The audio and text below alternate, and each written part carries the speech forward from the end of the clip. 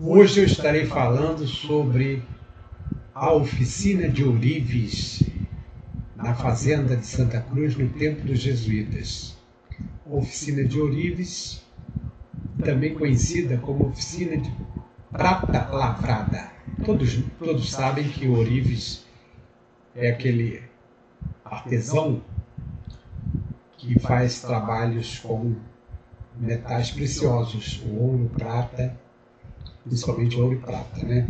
Então, essa denominação de ourives. E a fazenda de Santa Cruz possuía uma oficina, entre as inúmeras outras oficinas, uma oficina que produzia, confeccionava produtos com prata maciça, prata lavrada. Como eu já falei aqui em outras oportunidades, a fazenda de Santa Cruz, inclusive usando o termo do padre Serafim Leite, padre jesuíta Serafim Leite, autor da História da Companhia de Jesus no Brasil, que a fazenda de Santa Cruz era uma fazenda perfeita, fazenda completa, porque aqui praticamente tinha de tudo. Não precisava de quase nada, apenas combustível, querosene, velas, algumas coisas bem simples. Mas eram oficinas de carpintaria, marcenaria, ferraria, tanoagem. Além disso, havia casa de farinha, casa de produção de cal, olaria, enfim, uma infinidade de oficinas, produzindo tudo, praticamente tudo aqui. O curtume, não podemos deixar de falar do curtume, até porque a principal atividade econômica da fazenda era a criação de gado. Eram milhares de cabeças de gado, e gado tem couro, e o couro vai ser aproveitado, vai ser beneficiado no curtume. Dali saíam celas, saíam cintos, saíam bolsas, botas. Naquela época também se usava muito couro até para cobrir as janelas, as portas, porque o vidro era um produto muito caro, tinha que vir de fora, não havia produção de vidro praticamente no Brasil, então se usava muito o couro. E também se usava o couro para cobrir móveis, as cadeiras, os baús, enfim, o couro tinha realmente uma finalidade muito grande. Então o curtume e a olaria rivalizavam com a oficina de ourives, com a oficina de prataria. Claro que a oficina de prataria tinha o lado da produção artística, das belas artes, a produção estética e a produção também para a igreja, era a produção de objetos sacros. Então eram âmbulas, patenas, todos os aquela naveta para colocar o incenso, os turíbulos que eram muito usados nas cerimônias religiosas antigas, eles usavam muito incenso nas missas, e também as imagens sacras, porque muitas imagens foram produzidas, foram confeccionadas aqui com prata. Então, onde vinha essa prata? Essa prata, segundo relatos do historiador Benedito Freitas, vinha da região do Cerro Alto, da Bolívia, das minas de Potosí e também do Peru. Então, essa prata era trocada por gado. Os jesuítas, sabendo da chegada de navios, dos chamados peruleiros, que eram navios que vinham do Peru, e eram também os comerciantes, né? Combinavam um determinado local lá em Sepetiba, geralmente próximo à foz do Rio da Guarda, hoje é Rio da Guarda, o Rio Itaguaí, bem nas proximidades do registro de Itaguaí, que era um posto de fiscalização mantido por guardas reais. Isso tudo para dar um sentido assim de legalidade, quer dizer, não está fazendo contrabando. Então havia essa troca, levavam os bois e recebiam a prata. Então, por causa dessa prata, quer dizer, a quantidade de prata que vinha para Santa Cruz foi usada exatamente para a confecção desses inúmeros objetos. Então, eram objetos da alfaia, aqueles objetos que são usados na igreja, eram objetos também de uso sacro, aqueles objetos mais que são usados nas celebrações das missas, como, por exemplo, a patena, a âmbula, o ostensório. Depois eu estarei mostrando a vocês aqui as imagens, todas elas tiradas da internet, porque hoje nós questionamos para onde foi todo esse acervo que pertencia aqui a Santa Cruz. Muitas peças de prata e de ouro. Quer dizer, nós não sabemos. E também, além da prata, nós recebemos ouro, porque nesse período que os jesuítas ocupam Santa Cruz foram 160 anos. De 1589 até 1759. Então, durante esse período longo, houve também a fase da produção aurífera lá na região de Minas Gerais. Então, nós recebemos ouro também vindo da região de Minas Gerais. Então, hoje, estarei falando sobre a oficina de ourives da Fazenda de Santa Cruz no tempo dos jesuítas.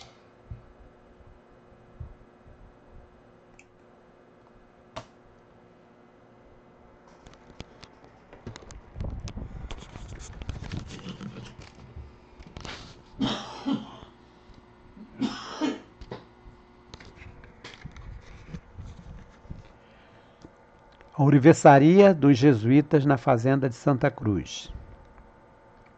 Artes e ofícios dos padres jesuítas. Ouro e prata trazidos pelos peruleiros. Produção de imagens e alfaias para a Capela de Santa Cruz. O inventário dos bens deixados pelos jesuítas em Santa Cruz. Você está no canal do YouTube da História de Santa Cruz, do professor Simvaldo Souza, nesta quinta-feira, dia 3 de abril de 2025. A Fazenda de Santa Cruz era a povoação perfeita, com tudo o indispensável à vida civilizada progressiva, com as características de grande estabelecimento agrícola e industrial modelar para o tempo. Esse é um pequeno trecho de um texto do padre Serafim Leite, no volume que ele dedica à Fazenda de Santa Cruz. É o tomo 6, livro 1, capítulo 3º, parágrafo 3º, página 57. Então, o padre Serafim Leite, que era jesuíta, sem sombra de dúvida, foi o historiador que publicou a mais completa, a mais ampla história da Companhia de Jesus no Brasil. Mais abrangente história da Companhia de Jesus no Brasil. Porque foram 10 volumes com centenas de páginas cada volume, abordando praticamente tudo sobre a história da Companhia de Jesus no Brasil. Não apenas no Rio de Janeiro, mas em todo o Brasil, porque os jesuítas estiveram presentes em todo o território brasileiro.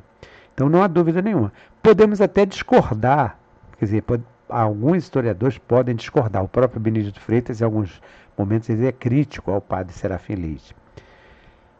Não tem dúvida, porque o padre, sendo padre jesuíta, mesmo sabendo da obrigação do historiador, né, da questão da imparcialidade, que ele não pode tomar partido, não pode defender esse nem aquele partido, mas claro que ele sendo jesuíta, ele vai fugir, digamos assim, de determinados assuntos polêmicos. Então, o Benedito Freitas, em alguns momentos, ele é bastante crítico ao padre Serafim Leite. Mas o padre Serafim Leite, além desses 10 volumes, esses 10 volumes foram publicados a partir de 1942 pela imprensa nacional. Tornou-se uma obra rara, porque, vejam bem, 10 volumes para uma obra é muita coisa, né? Hoje em dia as pessoas não valorizam. Então, com o tempo, algumas editoras resolveram condensar. A minha edição, por exemplo, aqui, ela tem apenas 6 volumes, mas já saiu uma de 4 e já saiu até de um volume só. Mas aí, claro, que vai, corta daqui, corta dali. A minha edição, por exemplo, não tem as ilustrações todas, as fotos todas que tem nas demais edições anteriores, porque tem que reduzir, vai cortar em alguma coisa. Mas, como eu dizia, além da história da Companhia de Jesus no Brasil, não satisfeito, digamos assim, o padre Serafim Leite, ele publicou inúmeros artigos em jornais e revistas, mas além disso ele publicou também um outro livro importantíssimo que é sobre os ofícios dos jesuítas, artes e ofícios jesuítas, que também se tornou obra rara. Ambos os livros, quem tiver interesse poderá ver pela internet, porque pode baixar e ler em casa, né? Então, Artes e Ofícios dos Jesuítas, ele resolveu, isso já na década de 50, fazer um complemento, porque muitas informações que ele passou na história da Companhia de Jesus no Brasil, ele deixa de citar porque seriam complementos que iam duplicar, digamos assim, o número de exemplares, de volumes. Então ele resolveu publicar esse livro falando exatamente dos ofícios, da parte artística, da produção dos jesuítas nesse métier.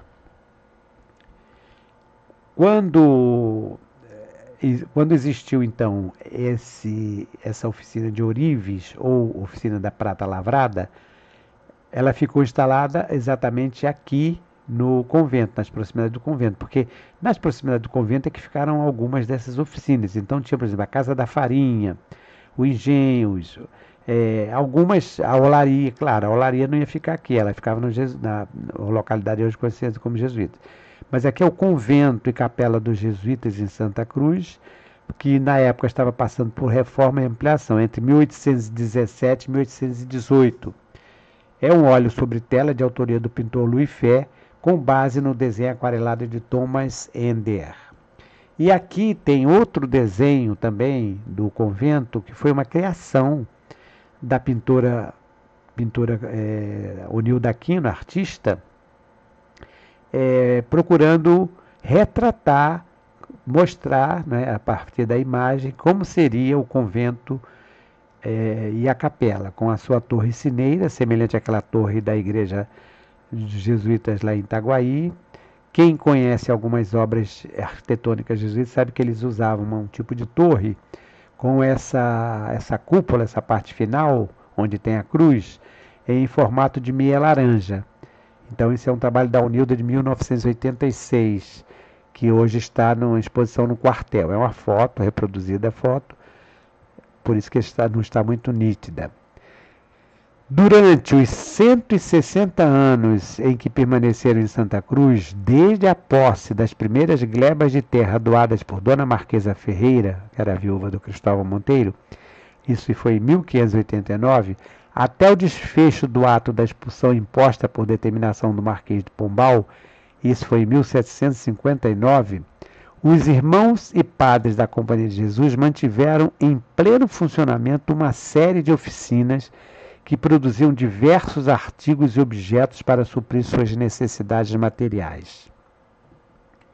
Havia, como tenho divulgado aqui pelo canal da História de Santa Cruz, oficinas de tecelagem, casa de cal, casa de farinha, descasca de arroz, carpintaria, marcenaria, tanoaria, ferraria, além da olaria e do curtume, onde fabricavam telhas, tijolos, moringas, tachos, travessas e louças diversas para uso da fazenda e também para o comércio. E no caso do curtume, tudo que se relacionava ao beneficiamento e aproveitamento do couro, de uso tão presente na confecção de cinturões, bolsas, roupas, celas, botas, forros para cadeiras e coberturas de portas e janelas e uma quantidade imensa de outros utensílios. Então, a Ourivesaria dos Jesuítas na Fazenda de Santa Cruz era uma dessas oficinas que incorporava, quer dizer, a oficina de prata lavrada, que nós estamos falando aqui de oficina da Ourivesaria. Porque não era só a prata, eles trabalhavam também com ouro. Esses dados nós encontramos tanto na história da Companhia de Jesus no Brasil, do padre Serafim Leite, que eu já acabei de fazer referência, como nesse outro livro que foi publicado depois como uma espécie de complemento. São sobre artes e ofícios dos jesuítas no Brasil. Então, como eu disse, o padre Serafim Leite resolveu publicar esse exemplar, esse volume, mostrando os aspectos relacionados com o que os jesuítas produziam nas suas oficinas. E ambos os livros têm uma série de índices que facilitam muito o pesquisador, porque como são 10 volumes, na verdade 11, né? E então o pesquisador não vai de imediato ler todos os volumes, e mesmo depois de ler ele não vai guardar isso tudo.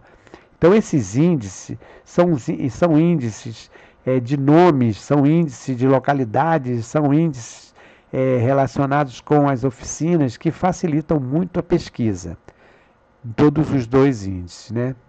E muito interessante como o padre Serafim Leite, ele fez pesquisas nos arquivos dos jesuítas lá em Roma, porque ele sendo padre jesuíta, ele teve acesso a esses arquivos, né? Hoje em dia as pessoas têm acesso, mas houve uma época que para fazer pesquisa tinha que ser uma pessoa vinculada à Companhia de Jesus, porque tem muitas informações que eles ainda querem preservar, manter, digamos assim, sigilo, não é? Mas o padre Serafim Leite teve acesso a essa documentação toda, fez uma ampla pesquisa em diversos autores. Isso tudo facilita na hora de fazer o trabalho, e também o pesquisador que quiser depois tomar conhecimento de um determinado assunto vai procurar a bibliografia.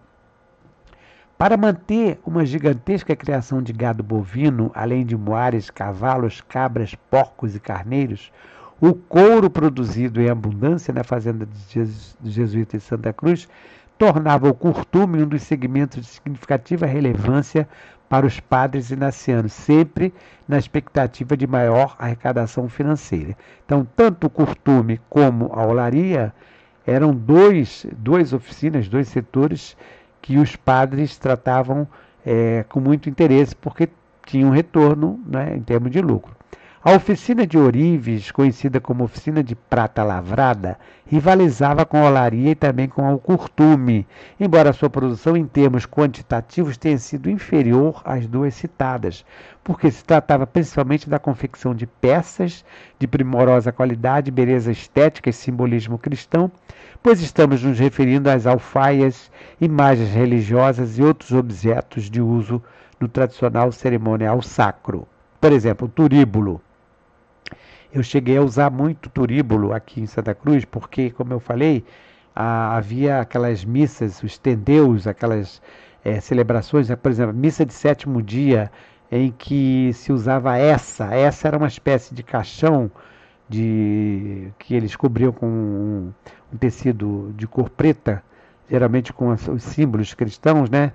E o padre, então, celebrava a missa num determinado momento, saía para fazer a bênção com incenso. Então, o coroinha levava o turíbulo, que é essa peça que vocês podem ver aqui. Esse é um turíbulo de prata. Aqui em Santa Cruz chegou a ter mais de um turíbulo. E o incenso, então, levantava essa parte de cima e colocava o incenso ali. O incenso vinha numa caixinha chamada naveta, parecida com um naviozinho pequeno. Então, turíbulo de prata ou incensário, recipiente circular de metal usado em funções litúrgicas, provido de tampa e pendente de correntes que permitem movê-lo, em cujo interior se queima incenso. Então, coloca o carvão, né, aceso, claro, né, carvão em chamas, né, e levanta isso aqui e coloca o incenso. Aí sai aquela fumaça cheirosa, com aquele cheiro de incenso. Tem gente que não gosta. Na capela da fazenda dos jesuítas de Santa Cruz havia um ou mais turíbulos semelhante ao da foto. Eu não sei se o turíbulo que eu usei era um dos jesuítas, não lembro, porque eu não tinha ainda essa noção, mas eram turíbulos realmente bonitos. O historiador santacruzense Benedito Freitas, no capítulo intitulado A Oficina de Orives, do primeiro volume da sua trilogia sobre a história de Santa Cruz, que compreende a era jesuítica 1567-1759, publicação do Rio de Janeiro, 1985, na página 143, refere-se ao irmão Orives, aos irmãos Orives, que faziam candelabros, cruzes e turíbulos. Aí continua aqui o Benedito Freitas. Tão aprimorado ofício deriva do contato com as missões do Japão e da China, dando a oportunidade para conhecer peças douradas, esteiras lavradas com fios de seda, jarras para açúcar. Porque, como os jesuítas estiveram em várias partes do mundo, eles estiveram também na China e no Japão. Inclusive, São Francisco Xavier, que é o padroeiro de Itaguaí, era também jesuíta, ele esteve em missão na China. Aqui nós colocamos alguns objetos, não são objetos que pertenceram à fazenda de Santa Cruz, porque lamentavelmente não existem, não localizei. Pode ser, existem, mas aonde estariam? Com quem estariam? Então aqui tem, da esquerda aqui é a chamada cruz de guião, que é o guião é o estandarte, né, que vai lá levando na frente. Depois tem uma jarra de prata lavrada, usada pelos padres para lavar as mãos durante as missas. Cruz de Santo Inácio de Loyola, isso tudo de prata, né? Prata e ouro, ou então metal dourado. E cálice de prata dourada. Então são objetos que foram confeccionados na oficina de prata lavrada, poderiam ter sido confeccionados, né? Objetos semelhantes a esses. São imagens copiadas da internet. O último aqui é um cálice. Segundo Freitas, a prata que era empregada pelos ourives da fazenda jesuítica de Santa Cruz para a confecção dos objetos sacros, alfaias e imagens, era proveniente das minas de Potosí, na região do Cerro Rico, na Bolívia, e também do Peru, vindos nos conhecidos peruleiros, nome atribuído às embarcações e também aos comerciantes espanhóis do Peru. Aqui, além da prata vinda das minas de Potosí, os jesuítas de Santa Cruz também adquiriam ouro e pedras preciosas da região das Minas Gerais, que empregavam na confecção dos objetos sacros, usados nas suas cerimônias religiosas. Da esquerda para a direita tem o ostensório, esse objeto aqui é metal dourado, né? A naveta, que é essa aqui de baixo, onde se colocava o incenso para levantavam a tampinha, tinha uma colherinha, né? E daí pegava o incenso e jogava lá no turíbulo, já aceso, né? Para guardar incenso. Aí tem a galheta, essa aqui em cima são dois com suporte, né? Para levar, para transportar, guardar água e vinho. Que isso aí também era uma missão do coroinha, ficava com o coroinha. Então chegava a hora, o coroinha levava para que o padre usasse a água ou o vinho. Aqui tem um símbolo dos jesuítas, IHS, Jesus dos Homens Salvador, e a âmbula de prata. Todos esses objetos foram semelhantes a esses da imagem, que esses, conforme eu falei, foram imagens tiradas da internet, né? Existiam objetos semelhantes a esses que foram confeccionados em Santa Cruz. Eu conheci e cheguei a manusear todos eles. Esse primeiro aqui, que chama o ostensório, aqui em Santa Cruz, eu lembro que tinha um muitíssimo lindo. Depois, não sei aonde está, não sei se ainda existe lá, mas ele era usado na consagração. Às vezes tinha determinadas cerimônias que o padre colocava uma hóstia grande naquela parte circular ali do meio e fazia a bênção. E era pesado, era um objeto pesado. E a naveta também cheguei a usar muito, porque como tinha que botar no turíbulo, então carregava a naveta lá. A âmbula era usada, e ainda é, né, porque os padres ainda têm essas âmbulas, para colocar a hóstia já consagrada. Então, durante a missa é feita a consagração da hóstia, quer dizer, a bênção, transformar em corpo de Cristo, né?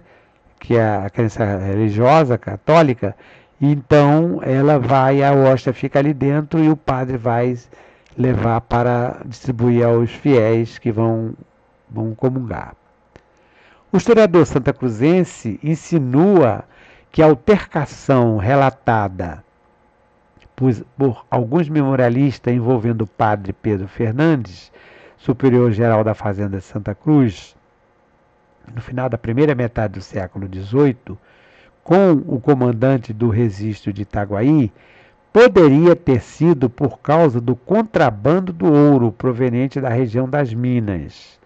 Aí a pergunta aqui do Benedito Freitas: não teria sido pela barração de alguma personagem grata dos padres, descendo dos sertões de Minas, ouro localizado na bagagem? Sem interrogação, indagou o Benedito Freitas, que ele está insinuando que poderia ter sido essa briga, porque tem essa briga, ela é mencionada por alguns historiadores, entre o padre Pedro Fernandes, né, e o oficial que era responsável pelo registro de Itaguaí. Que esse oficial era vinculado ao reino, não tinha nada a ver com os jesuítas. O certo, acrescenta Benedito Freitas, é que a oficina de ourives da Fazenda de Santa Cruz mantinha-se bastante movimentada, inclusive fundindo imagens de ouro. Em 1725, ornou-se a igreja, Colégio do Rio, com uma estátua de Santo Inácio de ouro, magnificamente lavrada no Brasil. Aí ele pergunta aqui, o Benedito Freitas, seria na oficina da Fazenda? Na oficina da Fazenda? Pergunta Freitas, citando informação que foi tirada da página 18 da História da Companhia de Jesus no Brasil, de autoria do padre Serafim Leite.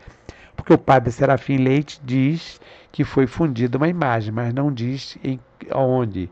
Então o Benedito Freitas questiona que talvez tenha sido aqui de Santa Cruz. Eu coloquei essa imagem, que nem é imagem de ouro, é uma imagem de gesso com pintura imitando ouro velho. É reprodução da internet, mas que fica aqui ciente, né, que realmente existiram essas imagens feitas com prata lavrada e ouro. O inventário dos bens deixados pelos jesuítas em Santa Cruz, levantado pelo doutor Manuel Francisco da Silva e Veiga, desembargador dos agravos e juiz do sequestro, que foi feito dos referidos bens em 6 de maio de 1768, 9 anos após a expulsão da Companhia de Jesus no Brasil, transcrito integralmente na revista do Arquivo do Distrito Federal, edição número 1, janeiro de 1894, pelo historiador Melo Moraes Filho, deixa bastante claro sobre a quantidade, diversidade, valor material e relevância patrimonial, religiosa e artística dos objetos confeccionados na oficina de prataria lavrada ou oficina de ourives da Fazenda de Santa Cruz no tempo dos jesuítas. E agora a pergunta quem faz sou eu aqui. Que destino tomou tão valioso acervo após a expulsão da Companhia de Jesus no Brasil e a extinção da Fazenda de Santa Cruz? Não sabemos. Eu tenho informações que no Museu de Arte Sacra da Arquidiocese do Rio tem alguns objetos que pertenceram a Santa Cruz.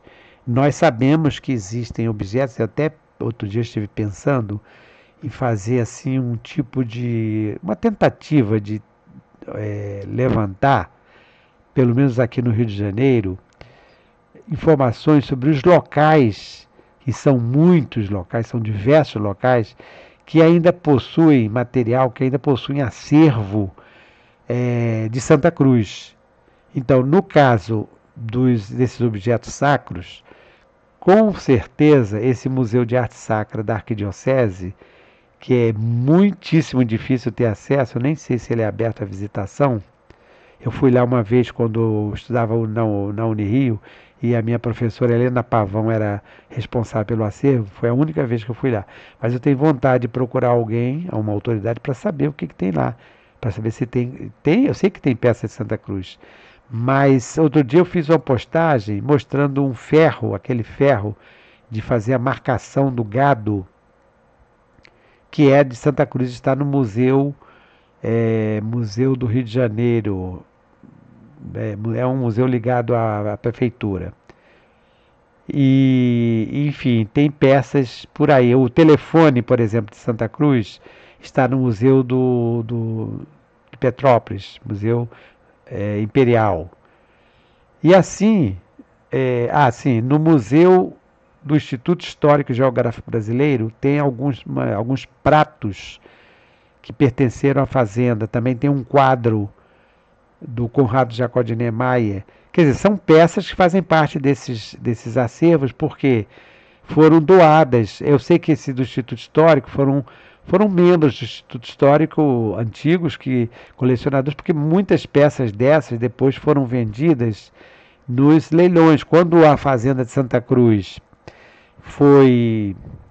quando houve a proclamação da República, os bens que estavam em Santa Cruz foram leiloados, assim como também os bens que estavam na Quinta da Boa Vista e de Petrópolis, todos foram leiloados.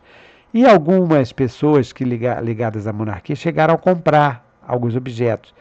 Posteriormente, foram doados para alguns museus. O próprio Museu Imperial, lá em Petrópolis, tem objeto. Tem, por exemplo, a mesa da abdicação, que foi uma mesa arredondada, mesa redonda, que Dom Pedro I assinou o termo da abdicação quando ele foi embora. Essa mesa estava em Santa Cruz, atualmente está em Petrópolis, assim como o telefone e outras peças mais. Então, qual é a minha ideia? Fica aqui o convite para quem quiser me ajudar nessa iniciativa, nessa empreitada. É sair levantando por aí, até mesmo pela internet, ou visitando os locais, procurando conhecer, saber quais são as peças que tem, se possível fotografando, relatando, fazendo, quem sabe futuramente fazendo uma exposição aqui em Santa Cruz dessas peças. Quem sabe se essas autoridades que possuem esse acervo não acabem mandando essas peças de volta para Santa Cruz. É claro que aí precisaria ter um local, uma instituição com credibilidade para expor. Aqui o inventário que eu falei para vocês, ele foi publicado em 1894. Então, a grafia do inventário ainda é aquela grafia antiga, por exemplo, olha, com H, uma cruz com S, né? Uma cruz grande de manga que serve tudo junto, né? De acompanhar de prata lavrada, peso de 8 marcos e 32 oitavas. Quer dizer, tá aqui outro, né? Então isso aí é uma das peças de prata pertencentes à igreja. Eu apenas copiei um pequeno trecho, porque são muitas peças que fazem parte desse inventário. Vejam vocês também o que tinha mais aqui, ó. 2 cruzes de gulões pequenas de prata, lisa, é porque eles escreviam tudo junto, né? Com peso de 3 marcos. 3 marcos. Teria que ver fazer a conversão para o que significa isso aí. 4 varas de prata das Irmandades com o peso de 12 marcos. Então, essas Irmandades eram as Irmandades dos escravizados. Quando eu fiz uma postagem Foi sobre quem? Eu fiz uma postagem que eu faço referência a essas Irmandades. Essas Irmandades, os escravizados faziam as suas irmandades e elegia um deles, era o presidente, mas eram todos escravizados. E eles usavam uma vara, era uma vara de prata, tipo de um bastão. Continuando aqui, ó. Um jarro com o seu prato de prata que pesou 9 marcos e 32 oitavas. Esse jarro é semelhante àquele que eu mostrei para vocês aqui, que era usado para lavar as mãos dos padres, né? Um vaso de lavatório com peso de 2 marcos e 56 oitavas. Tudo isso de prata, tudo isso lavrado na oficina de prata. Uma naveta, viu a naveta que eu coloquei lá? Aquela naveta bem que poderia ser a de Santa Cruz, né? Uma naveta com sua colher de prata. Então a naveta tinha uma colherinha de prata, o incenso ficava ali dentro. O incenso parece uns grãozinhos de pedrinhas, de areia, daquela areia grossa, de Sepetiba. Quem frequentou a Sepetiba no tempo que tinha aquela areia grossa, o incenso parece com aquilo, né? Então a naveta colocava o incenso, pegava com colherinha, né? Compreendendo 3 marcos e 8 oitavas. Qualquer hora dessa eu vou ver quanto é que correspondia em pesos atuais, né? Cada marco desse. Um tríbulo, aqui no caso é turíbulo, né? De prata com peso de 4 marcos e 40 oitavas. Então pode ser também aquele turíbulo que eu mostrei para vocês, né? Uma lâmpada de prata com peso de 19 marcos. Esta lâmpada era tipo de uma luminária que eles colocavam óleo, ficava uma coisa bonita, né? 14 resplendores das imagens e santos cristos, que pesaram por está a maior parte deles cravados. Que não, acho que não foram, não pesaram por estarem a maior parte deles cravados. Aí eu não sei o que significa aqui, mas eles não foram pesados, por isso que não tem um peso aqui.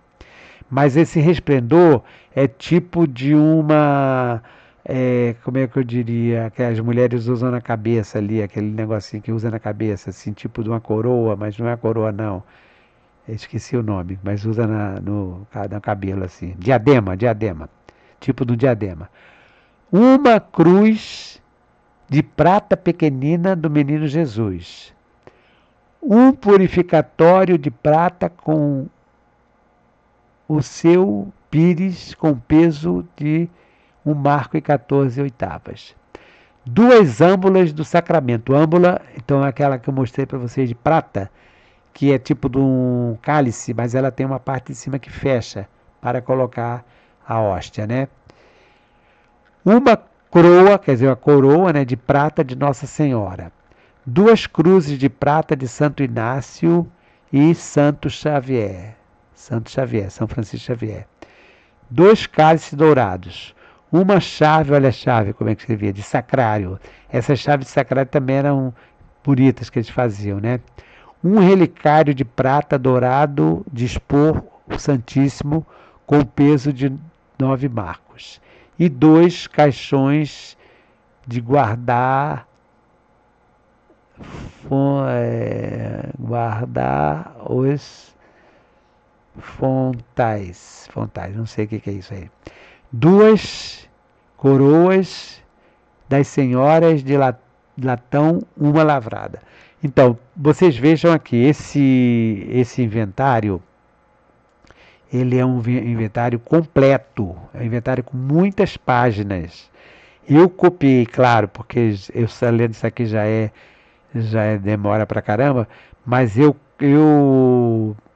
copiei essa parte apenas para dar uma ideia de quanta coisa era feita aqui na oficina de prata lavrada. Muitos objetos.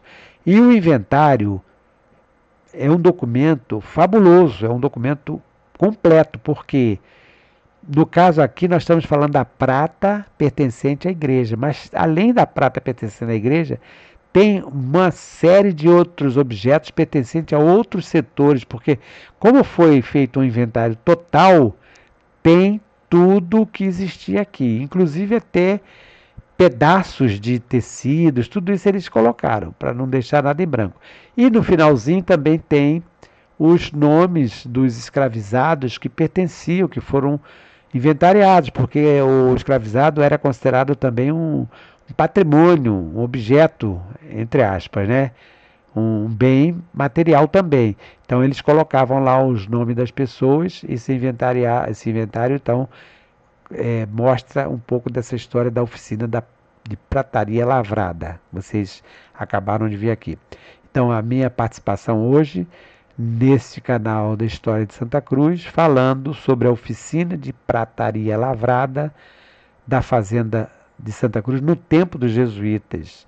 Um pouquinho sobre o inventário e um pouquinho também a respeito da origem desta prata para a produção. Hoje, como eu já falei, dia 3 de abril de 2025, quinta-feira, encerrando aqui esta apresentação, desejando a todos vocês assim um final de semana muito bom e até uma próxima oportunidade. Canal do YouTube da História de Santa Cruz, do professor Simvaldo.